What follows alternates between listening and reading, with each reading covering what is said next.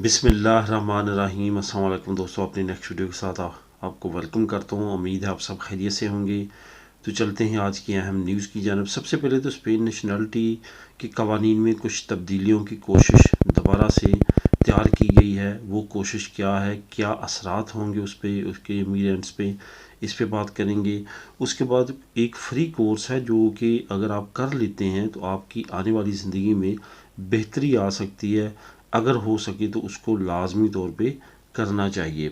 इसके बाद जिनकी पारो नहीं बनती उनके लिए एक अच्छी खबर है, हुकूमत की तरफ से एक अहम प्लान, एक अहम अमदाद की सूरत में उनके लिए तैयार किया गया है। वो क्या है उस पर बात करेंगे। और आखिर में इंग्लैंड का इमिग्रेंट्स के लिए एक अहम ऐलान, और जल्द उस पर अमल करना शुरू कर दिया जाएगा। वो क्या ऐलान है और क्या उस पर अमल होगा, इस पर बात करेंगे वीडियो के आखिर में।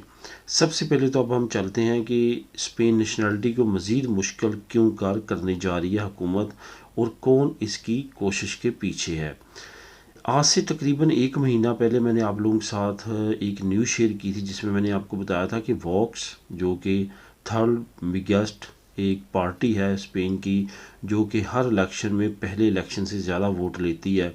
इसके साथ साथ पॉपुलर पार्टी का आपको मालूम है कि इस पार्टी से पहले उन्होंने अपनी 2 टर्में पूरी की हैं, और उन टर्मों में उन्होंने इमिग्रेंट्स के ख़िलाफ़ अगेंस्ट काफ़ी इक़दाम किए, जिसकी वजह से रखोई के दौर में, जो कि पॉपुलर पार्टी पेपे का वज़ीर आज़म था, उसके दौर में आपने देखा कि गैर मुल्कियों की नेशनलिटियाँ तकरीबन रुक गई थीं। किसी को 4 साल, किसी को 5 साल, और किसी को इवन इससे भी ज़्यादा टाइम हो चुका था अपनी नेशनलिटी जमा करवाए, लेकिन कोई भी आंसर नहीं आ रहा था। आज से एक महीना पहले जो मैंने आप लोगों के साथ न्यूज़ शेयर की थी उसमें मैंने आपको बताया था कि जो वॉक्स पार्टी है वो चाहती है कि जो नेशनलिटी है वो 15 साल की कर दी जाए, यानी कि 10 साल अब हम वेट करके लीगल होने के बाद जब हमें राइट है कि हम नेशनलिटी अप्लाई कर सकते हैं, उनका ये कहना था कि इस टाइम पीरियड को बढ़ा के 15 साल कर दिया जाए।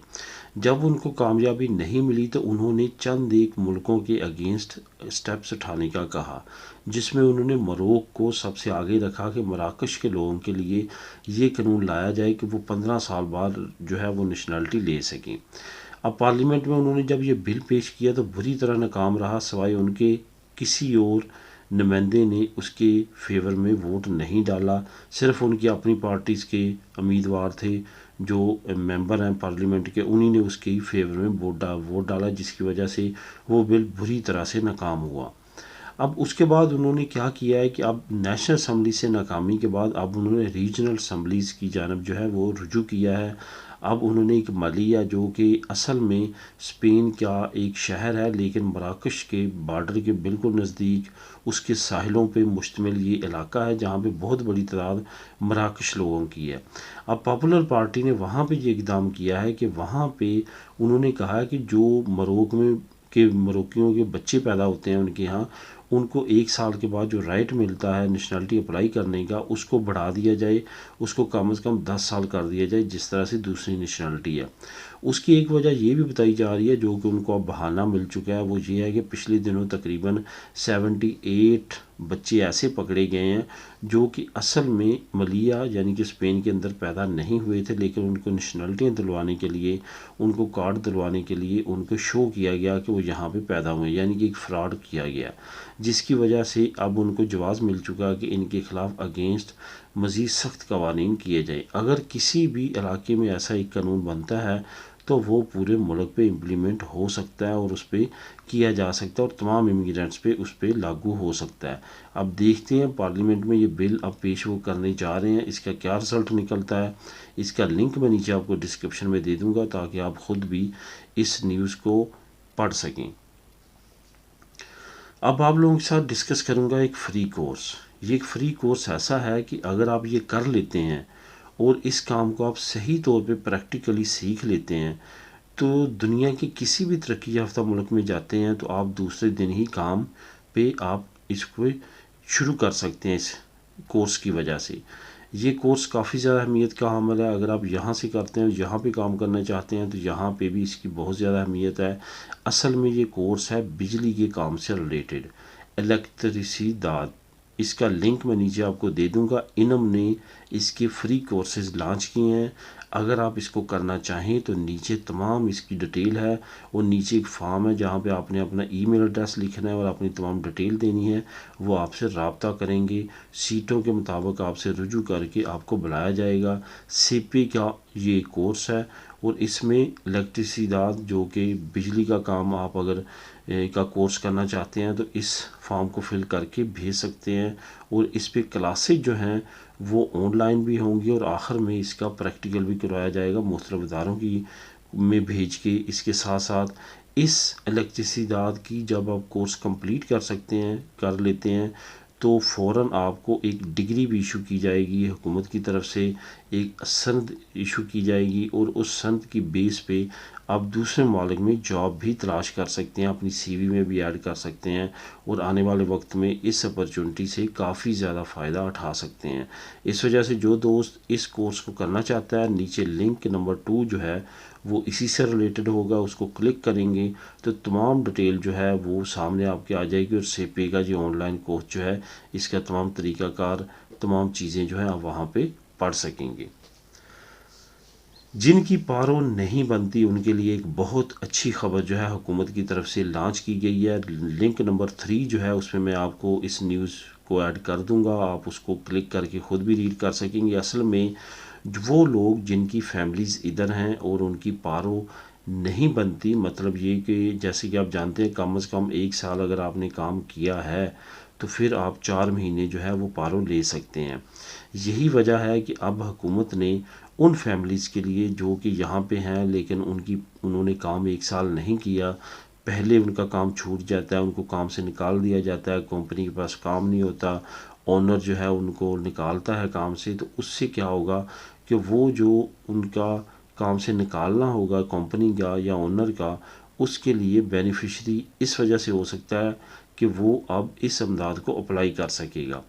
अगर साल आपका अभी काम नहीं चला तो ज़ाहिर आप 4 महीने तो आप ले नहीं सकते, पारो आपकी बनती नहीं है। लेकिन उसके अगेंस्ट आपकी अगर फैमिली आप पे डिपेंड करती है तो हुकूमत की तरफ से ये ख़ास राहत उन लोगों के लिए जिनकी फैमिलीज उन पर डिपेंड करती हैं कि वो इस अमदाद को अप्लाई करके इसको ले सकते हैं। बिलाशुबा ये एक अच्छी अपॉर्चुनिटी है उन लोगों के लिए जिन्होंने 1 साल काम नहीं किया या जिनकी पारो नहीं बनती, तो वो इस अपॉर्चुनिटी से ज़्यादा से ज़्यादा फ़ायदा उठा सकते हैं। इसका जो लिंक है जैसे मैंने पहले बताया कि आपको लिंक नंबर 3 से नीचे मिल जाएगा, आप उसको क्लिक करें और उस पर तमाम चीज़ें लिखी हुई हैं कि क्या क्या आपकी रिक्वायरमेंट है और किस तरह से आपने करना है और कहाँ आपने अप्लाई करना है। ये तमाम चीज़ें जो हैं वहाँ पे अंदर आ जाए। ये सीपी में अप्लाई होगी, सीपी में सीटा लें और वहाँ पे जाके आप ये अप्लाई अमदाद कर सकते हैं। इंग्लैंड का इमिग्रेंट्स के अगेंस्ट एक बहुत बड़ा ऐलान और जल्द उस पर अमल करने जा रही है इंग्लैंड की हुकूमत। असल में इंग्लैंड का सबसे बड़ा जो सर दर्द बना हुआ है ब्रेक्सिट के बाद वो है इंग्लिश चैनल को अबूर करके इलीगल इमिग्रेंट्स यूरोप से जो इंग्लैंड जा रहे हैं, यानी कि कश्तियों में जो कि फ़्रांस से बेल्जियम से जो छोटा सा चंद किलोमीटर का समंदर है, फ़्रांस से बेल्जियम से यूके का, वहाँ से कश्तियों में बैठ के जो इलीगल इमिग्रेंट्स हैं वो यूके में इंटर हो रहे हैं। डेली के हिसाब से हज़ारों की तादाद में इंटर होते रहे हैं। अब इंग्लैंड ने तमाम तरह अपनी कार्रवाइयाँ करने के बाद, उसमें नाकामी के बाद, उन्होंने एक नया जो प्लान तैयार किया है कि जैसे ऑस्ट्रेलिया ने तैयार किया था कि इमिग्रेंट्स को पकड़ो और एक थर्ड जजीरे पे ले जाओ या किसी और कंट्री में ले जाओ और वहाँ पे उनको रखो, वहीं पे उनके असाइलम का तमाम चीज़ों का केस चलेगा। अगर वो असाइलम उनका करेक्ट होगा तो उनको वापस इंग्लैंड में ले आया जाएगा, वरना वहीं से डिपोर्ट कर दिया जाएगा। तो इंग्लैंड ने क्या किया है कि रवांडा एक अफ्रीकन मुल्क है, उसके साथ मुआहदा किया और वहाँ पे कैंप तैयार कर लिए गए हैं। वहाँ पे अब इनको ले जाया जाएगा, जो कि बहुत ज़्यादा मुतवक्की है कि इस हफ्ते में पहली खेप इंग्लैंड से रवांडा भेज दी जाएगी उन असाइलम सीकर्स की जो कि कश्तियों के ज़रिए आए थे और उन्होंने असाइलम अप्लाई किया है, उनको वहाँ भेज दिया जाएगा और वहाँ पे उनके जो तमाम केसेस हैं उनका फ़ैसला होगा, उसके बाद ही उनको जो है वो इंग्लैंड में लाया जाएगा या वहीं से डिपोर्ट कर दिया जाएगा।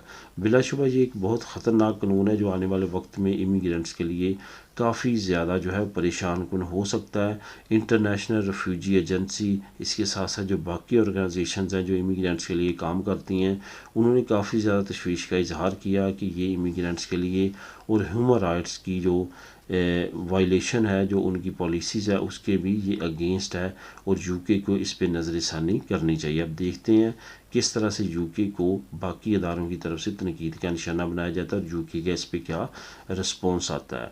तो दोस्तों ये थी आज की अहम न्यूज़। मिलेंगे नेक्स्ट वीडियो में नई न्यूज़ अपडेट के साथ। अल्लाह हाफिज़।